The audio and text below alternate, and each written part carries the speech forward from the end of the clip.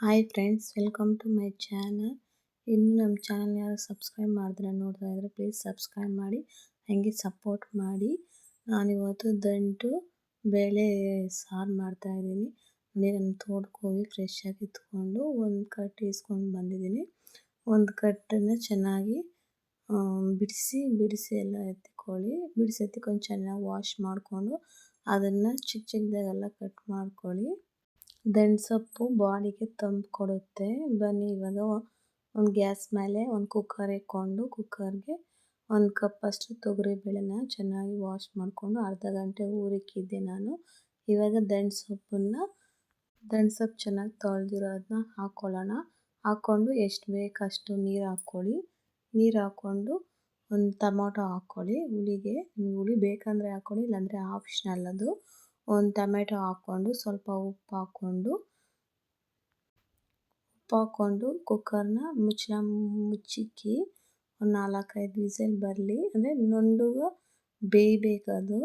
ಬೇಯಲಿ, ಒಂದು 4 ವಿಸಿಲ್ ಬರ್ತಾಯಿದೆ. ಅಷ್ಟೊತ್ತಿಗೆ ನಾವು ಖಾರ ರುಬ್ಕೊಳ್ಳೋಣ ಬನ್ನಿ. ಏನು ಬೇಕಂದರೆ ಖಾರ ರುಬ್ಬೋಕ್ಕೆ ಸ್ಕ್ರೀನ್ಶಾಟ್ ಹೇಳ್ಕೊಳ್ಳಿ. ಆಮೇಲೆ ಒಂದು ಜಾರ್ ಎತ್ಕೊಂಡು ಖಾರ ಪುಡಿ ಸ್ವಲ್ಪ, ಆಮೇಲೆ ಬೆಳ್ಳುಳ್ಳಿ ಸ್ವಲ್ಪ, ಆಮೇಲೆ ಮೆಣಸು ನಿಮ್ಗೆ ಎಷ್ಟು ಬೇಕು ಅಷ್ಟು ಹಾಕ್ಕೊಳ್ಳಿ ಮೆಣಸು, ಮತ್ತು ಸ್ವಲ್ಪ ತೆಂಗಿನಕಾಯಿ ಹಾಕ್ಕೊಳ್ಳಿ. ಧನಿಯಾ ಪುಡಿ ಹಾಕ್ಕೊಳ್ಳಿ 1 ಸ್ಪೂನ್ 2 ಸ್ಪೂನು. ನಾನು ಧನಿಯಾ ಪುಡಿ ಕಮ್ಮಿ ಯೂಸ್ ಮಾಡೋದು, ಯಾಕಂದರೆ ಧನಿಯಾ ಪುಡಿ ಜಾಸ್ತಿ ಯೂಸ್ ಮಾಡಿ ಗ್ಯಾಸ್ಟ್ರಿಕ್ ಆಗುತ್ತಲ್ಲ, ಅದಕ್ಕೆ ನಾನು ಯೂಸ್ ಮಾಡೋಲ್ಲ. ಆಮೇಲೆ ನುಣ್ಣಗೆ ಪೇಸ್ಟ್ ಮಾಡಿಕೊಂಡು ಒಗ್ಗರಣೆಗೆ ಏನು ಬೇಕು ಪದಾರ್ಥ ಸ್ಕ್ರೀನ್ಶಾಟ್ ತಗೊಳ್ಳಿ. ಆಮೇಲೆ ಒಂದು ಗ್ಯಾಸ್ ಮೇಲೆ ಸ್ಟವ್ ಇಕ್ಕಿ ಇದು ಇಕ್ಕೊಂಡು ಅದಕ್ಕೆ ಸ್ವಲ್ಪ ಸಾಸಿವೆ ಚೆನ್ನಾಗಿ ಚಿಟ್ಲಿದ ಮೇಲೆ ಎಣ್ಣೆ ಹಾಕಿದ್ಮೇಲೆ ನಾನು ಆಯಿಲ್ ಸ್ವಲ್ಪ ಕಮ್ಮಿನೇ ಯೂಸ್ ಮಾಡೋದು. ನಿಮ್ಗೆ ಎಷ್ಟು ಬೇಕು ಅಷ್ಟು ಆಯಿಲ್ ಹಾಕ್ಕೊಳ್ಳಿ. ಆಮೇಲೆ ಸ್ವಲ್ಪ ಜೀರಿಗೆ ಹಾಕ್ಕೊಂಡು ಒಂದು ಈರುಳ್ಳಿ ಕಟ್ ಮಾಡಿರೋದು ಹಾಕ್ಕೊಂಡು ಚೆನ್ನಾಗಿ ಫ್ರೈ ಮಾಡಿಕೊಂಡು, ಆಮೇಲೆ ಸ್ವಲ್ಪ ಕರಿ ಲೀಫ್ ಹಾಕ್ಕೊಳ್ಳಿ. ಆಮೇಲೆ ಸ್ವಲ್ಪ ಬ್ಯಾಡಗಿ ಮೆಣಸಿನ್ಕಾಯಿ ಹಾಕ್ಕೊಳ್ಳಿ, ಫ್ಲೇವರ್ಗೋಸ್ಕರ ಚೆನ್ನಾಗಿರುತ್ತೆ ಅಂತ. ಬ್ಯಾಡಗಿ ಮೆಣಸಿನ್ಕಾಯಿ ಸ್ವಲ್ಪ ಹಾಕ್ಕೊಂಡು ಚೆನ್ನಾಗಿ ಫ್ರೈ ಮಾಡಿದ್ದಾದಮೇಲೆ ಸ್ಲೋ ಮೋಡಲ್ಲಿ ಇಟ್ಕೊಳ್ಳಿ ಗ್ಯಾಸ್ನ, ಯಾಕಂದರೆ ತೀಸೋಗ್ಬಿಡುತ್ತೆ. ಚೆನ್ನಾಗಿ ರೋಸ್ಟ್ ಮಾಡಿಕೊಂಡು ಕುಕ್ಕರ್ ಬೆಂದಿದೆ. ಇವಾಗ ವಿಸಿಲ್ ತೆಗೆದು ನೋಡಿ ಚೆನ್ನಾಗಿ ಬೆಂದಿದೆ. ಇದು ಇವಾಗ ಚೆನ್ನಾಗಿ ಬೆಂದಿರೋದನ್ನ ಒಗ್ಗರಣೆ ಹಾಕಿದ್ದಲ್ಲ ಅದಕ್ಕೆ ಟ್ರಾನ್ಸ್ಫರ್ ಮಾಡಿಕೊಂಡು, ಇಲ್ಲಿ ನಾನು ಚೆನ್ನಾಗಿ ಬೆಂದಿದೆ ಅಂತ ಹಂಗೆ ಹಾಕಿದ್ದೀನಿ. ನೀವೇನು ಬೆಂದಿಲ್ಲ ಅಂದರೆ ಸ್ಮ್ಯಾಚರ್ ಮಾಡಲ್ವಾ, ಮಸಿಯೋದ್ರಲ್ಲಿ ಮಸೀರಿ ಚೆನ್ನಾಗಿ. ಆಮೇಲೆ ರುಬ್ಬಿರೋ ಪೇಸ್ಟ್ನೆಲ್ಲ ಹಾಕ್ಕೊಂಡು ಚೆನ್ನಾಗಿ ಮಿಕ್ಸ್ ಮಾಡಿರಿ.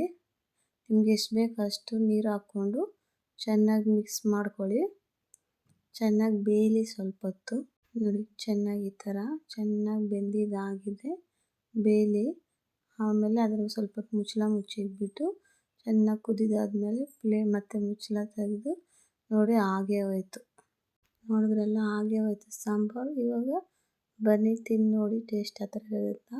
ಅನ್ನಕ್ಕೆ ಮಾತ್ರ ಸೂಪರಾಗಿರುತ್ತೆ ನೋಡಿ. ಅನ್ನ ಅದ್ರ ಮೇಲೆ ಒಂದು ಸ್ಪೂನ್ ತುಪ್ಪ ಹಾಕ್ಕೊಂಡು ತಿಂತಾಯಿರಿ. ಬಿಸಿ ಸುಡ್ತಾ ಇದೆ, ಸೂಪರಾಗಿದೆ. ವಿಡಿಯೋ ಇಷ್ಟ ಆದರೆ ಲೈಕ್ ಮಾಡಿ, ಶೇರ್ ಮಾಡಿ, ಕಾಮೆಂಟ್ ಮಾಡಿ.